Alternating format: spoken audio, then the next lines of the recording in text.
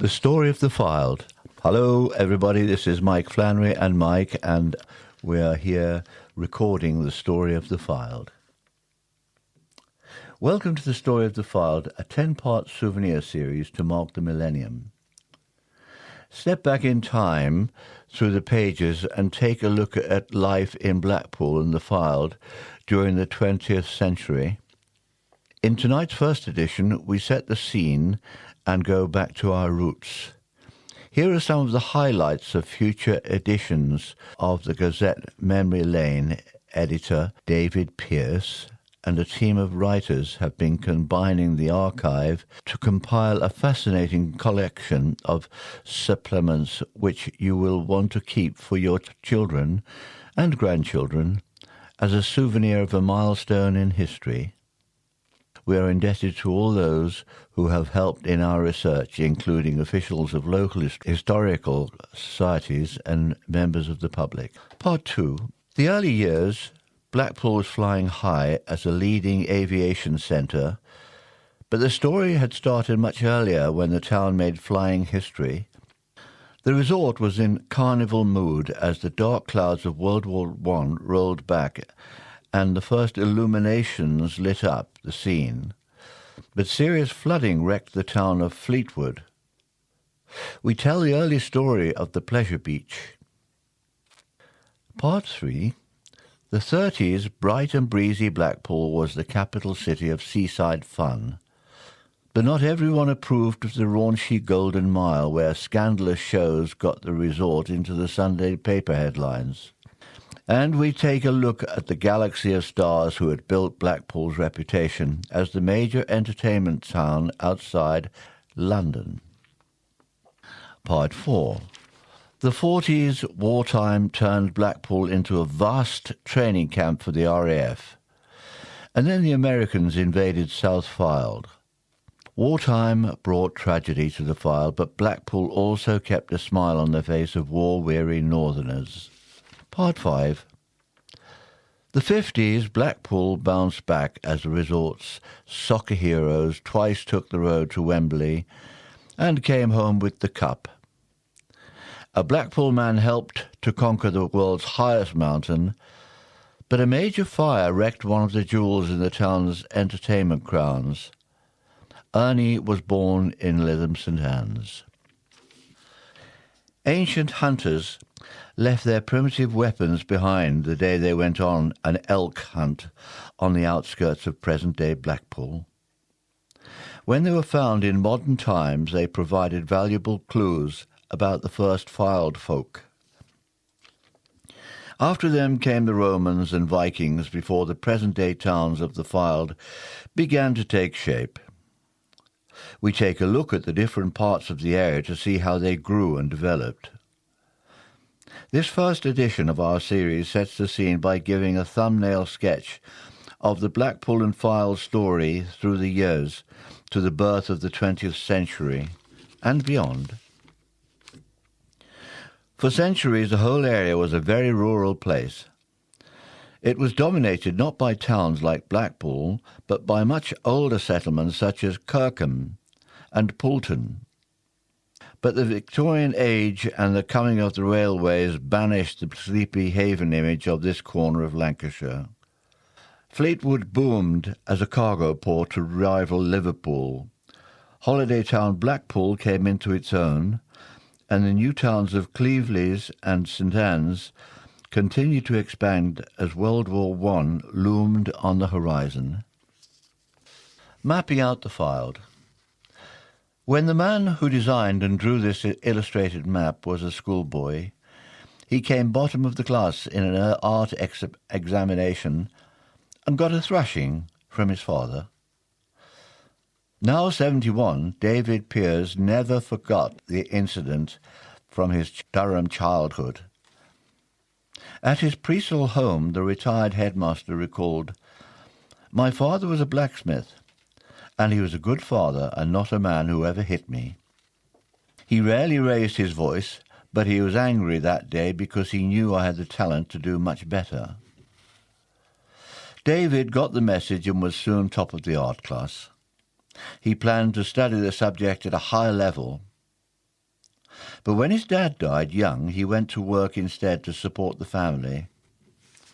After national service in the Royal Navy, he went to teacher training college to study geography and history. Art became a hobby, but his knowledge of the British Isles and the story of its peoples was to come in handy later. David found relaxation at the easel from the stresses and strains of a teacher's life. And he developed a special form of art, the illustrated map. It combined his talent for drawing and painting with his knowledge of geography and history. A huge amount of research and plenty of trial and error goes into the finished product. Although he enjoys this arduous and painstaking work, David knows that to get a project finished, there has to be discipline in the artist. He agrees with Michelangelo when the Italian genius said, "The statue is in the block of stone, and I have to get it out." David was the first head teacher of St. Aidan's CE High School in Priesel in 1961, and retired nearly 30 years later. The arts wing bears his name. He was awarded the MBE and is heavily involved in the world of Rotary and the church. His home in Lancaster Road overlooks St. Oswald's, where he has been a reader for nearly 40 years. Now his knowledge of the Bible helps him design stained glass windows, a new outlet for a remarkable artistic talent. Romans at the bottom of Eddie's garden.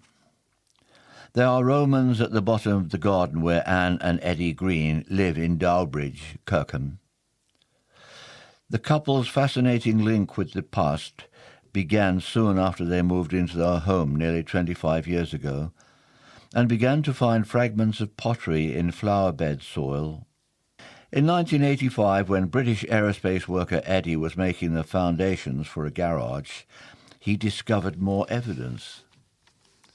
Archaeology experts from Lancaster County Council were called in for a proper dig and discovered evidence of a cobbled surface, iron nails and pottery, which had been made in Gaul, modern France. But a large sycamore stood in the way of a further investigation until 1997, when it was removed.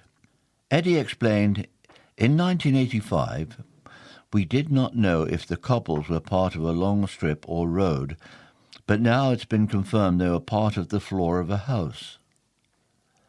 It was probably lived in between AD 90 and AD 140, and would have been made from wood with a heavy tiled roof.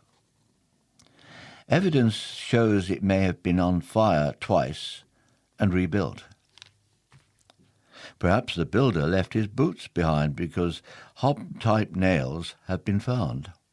He certainly enjoyed roast lamb, for rib bones bearing knife marks have turned up. Eddie said, 'I'm happy we know what it is. It has been well documented, and now it's back under the garden so it won't deteriorate in the open air.' One day, Anne and Eddie hope their collection of fragments and photographs will be on display for the museum which local history enthusiasts are planning for Kirkham. It seems Dowbridge was a des res area long before the Roman legions marched north from Chester. Eddie has found a flint which was dated at 1800 BC and which links in with other finds. He said it is amazing to think people could have been living around here 5,000 years ago. There is a very old photograph of the bellman who worked for the Lord of the Manor and was the ancient equivalent of the Evening News Bulletin. This picture was taken in Freckleton Street at the turn of the century. And there is a photograph of a man with a flat cap on and a tight scarf around his neck, and he's ringing a bell. It is quite fascinating, I promise you. Modern architecture has crept into the square at Kirkham, but the ancient circular fish stone remain. However, the catch of the day is no longer sold there. Piggery jokery in Kirkham. The pigs were the problem in ancient Kirkham. Some people kept them tied up, but practical jokers cut the ropes and they dug up the streets with their snouts. One local was fined by the forerunner of the local council, the court leet, for keeping his porkers next door to his neighbour's bedroom. The official on the street imposing the rules was the barley man, and when he reported a resident for not looking after his pigs properly, he got some evil speech from the accused wife. So she got fined as well. That was life 400 years ago in Kirkham, the first capital of the Fylde. The action really began in 1926, when the monks of Vale Royal in Cheshire owned manorial rights to the town. The abbot greeted them a charter to hold a market and fair that put Kirkham firmly on the map. Like other Fylde locations, it was mentioned in the earlier Domesday Book. There is a photograph here also. It's of a street with railings on one side and then the curb and the tar road, with either side of the road a row of cobbles just on the roadside of the pavement itself. And children are at play in this place, Moore Street, Kirkham, a century ago. That is fascinating. To carry on. But the charter gave the population new rights to control trade and to live as freemen, not serfs. They could graze their animals on land around the present grammar school known as the Moor, a name which survived with other residents until modern times. Strips of land called burgage tofts and used for early farming survive as the back garden of homes in Preston Street, while Orders Lane derives from Old Earth Lane. Tradition says Kirkham had a church at Carhill about 650 A.D., but the modern town grew up around St. Michael's, which was in existence at Domesday time. The parish was a vast agricultural district and took in half the Fylde area between the Ribble and the Wyre. 15 locations from Hambleton to Southwick each sent 2 representatives to the 30-men committee who governed church affairs. They were also involved in the early days of Kirkham Grammar School, which is 450 years old this year. Kirkham suffered at the hands of soldiers from both sides in the Civil War who robbed and plundered the area. But in its aftermath, around the year 1700, merchants in Kirkham and Poulton started to trade with ships from the Wyre, which journeyed as far as the Baltic and the West Indies. From the former came flax, which families like the Hankinsons, Hornbys, Langtons, Shepherds, and Burleys used to make Kirkham an industrial town where linen sailcloth and rope was made. Such goods powered Nelson's navy to victory in the Napoleonic Wars.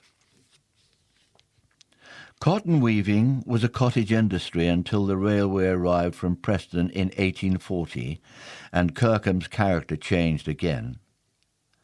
Now it was a cotton mill town like Preston. But many of the workers lived in slums. In 1851, a health inspector's report highlighted the horrors. In Marsden Street, 6 people lived in 2 rooms. There were 12 in another house, and none of them had a bed or bedding. Sewage was dumped in the street along with all sorts of other rubbish.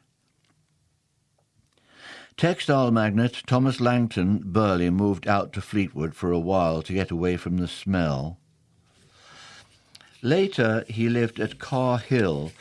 This old house was demolished to make way for Carr Hill High School, but not before Eddie Sargent, who had bought the manorial rights, lived there in the 60s. His lower deck strip club was a famous Fylde night spot of the time. With cotton no longer king, Kirkham was set to double in size in the same decade as a debate raged around the building of hundreds of new homes on the RAF camp sited. Instead, it became an open prison. The M55 motorway breathed a new life into the town, which has retained some industry and now has a new, more vibrant atmosphere. There is a photograph here of before the modern benefit system, the poor might end their days in the much-feared workhouse at Wesham, later to become a hospital. A couple of sentences on this. Workhouse worries. For years, Kirkham was famous or infamous for its workhouse. Older generations all over the Fylde dreaded the thought of ending their days under its roof. The first was built in Marsden Street in 1726, and its able-bodied inhabitants had to earn their keep by breaking stones. A new one in Moore Street in 1834 held 260 people, but was soon overcrowded. This site later became a children's home for Lancashire youngsters after the workhouse moved to Wesham in 1900. That building later became Wesham Hospital. There are a couple of photographs of ancient but very smart memorial house at Kirkham, for instance. The Langton family, who made their fortune in the textile trade, lived in this imposing house in the square. Later, it was a church community centre and is now a doctor's surgery. There's a photograph of another house, very similar, with ivy covering all the frontal surfaces. Founded by the clergy, Kirkham Grammar School celebrates 450 years of education this year.